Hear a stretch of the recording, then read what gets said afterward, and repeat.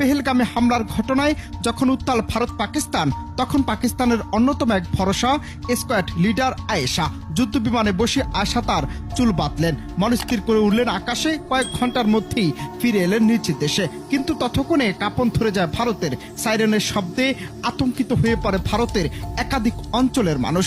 এমন হামলা কখনোই কল্পনা করেনি মোদী সরকার। এরপর হঠাৎ করে ভারতীয় রাফাল যুদ্ধ বিমান পাকিস্তানের আকাশে প্রবেশ করতেই পরিস্থিতি বদলে যায়। সামরিক ঘাঁটিগুলোতে হাই অ্যালার্ট জারি হয়ে যায় এবং সারা দেশ নিঃশ্বাস থামিয়ে অপেক্ষা করতে থাকে। এমন পরিস্থিতিতে ককপিটে বসেছিলেন এক সাহসী নারী, স্কোয়াড্রন লিডার আয়েশা। ঠান্ডা মাথায় স্ক্রিনে চোখ রেখে নিখুঁত নিশানা মেরে দিলেন কমেন্টো লক অন টার্গেট। কিছু সেকেন্ডের মধ্যে পাকিস্তানের আকাশে ভারতের আধিপত্যের স্বপ্ন থেমে গেল। রাফাল যুদ্ধ বিমানটি আকাশে বিস্ফোরিত হয়ে ছিন্ন ভিন্ন হয়ে পড়ে। তবে এটি কেবল একটি সামরিক সাফল্য নয়, বরং এটি একটি বৈপ্লবিক বার্তা।